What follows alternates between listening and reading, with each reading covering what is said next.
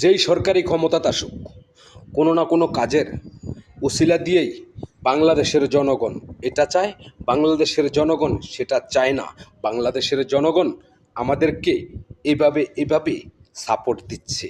কিন্তু আমার প্রশ্ন জাগে এ জায়গায়, বাংলাদেশের জনগণ, বাংলাদেশের জনগণ, বাংলাদেশের জনগণ, বাংলাদেশের সব জনগণই আপনার বাবা না, বাংলাদেশের সব জনগণই আপনাদের পক্ষে না, বাংলাদেশের সব জনগণই রাজনীতিবিদদের পাও চাটে না।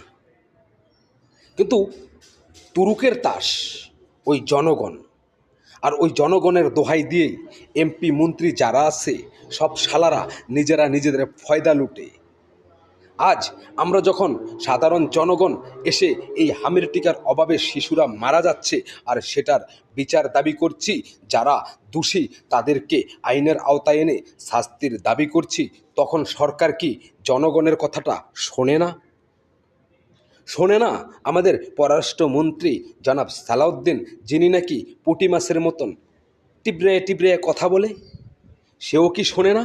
শুনবে না, কারণ সে গুম না হয়ে গুমের নাটক সাজিয়েছিল, আর সে দোষটাও শেখ হাসিনা সরকারের উপরে পড়েছিল।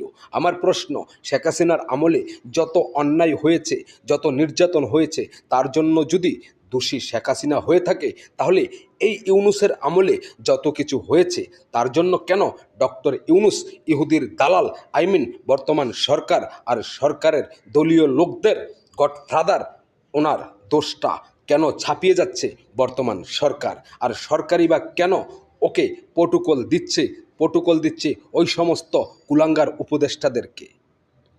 স্বার্থ ছাড়া এই দুনিয়ায় কেউ কারো না। আর অবশ্যই এখানে এই বিএনপি দলের কোনো না কোনো স্বার্থ জড়িয়ে আছে, যে কারণে আমরা জনগণ এত কথা বলার পরেও যখন অ্যাকশনে নামছে না সরকার, তাহলে আপনাকে ভাবতে হবে এখানে হয়তোবা জড়িত এই বিএনপি সরকার। যদি নিরপেক্ষভাবে কাজ করত বিএনপি সরকার, তাহলে আমরা সাধারণ জনগণকে এতদিন আমরা যে সোশ্যাল মিডিয়ায় এই যে এত করে বলছি যে এই বাচ্চাদেরকে মারার পিছনে ইহুদির দালাল ইউনুস, আর ওই যে নূরজাহান উপদেষ্টা, এবং কি যারা উপদেষ্টা পরিষদ থেকে বাংলাদেশের অর্থকে গিলে গিলে খেয়েছে, তাদের ব্যাপারে ব্যবস্থা নিতে সরকার কি সেই ব্যবস্থাটা নিচ্ছে কি না? কিন্তু সরকার এটা ঠিকই বলতে পারে জনগণ এটা চায়, জনগণ সেটা চায়, কিন্তু কোনো জনগণের ঘরে, কোনো জনগণের বাড়িতে কিন্তু আপনারা যান না।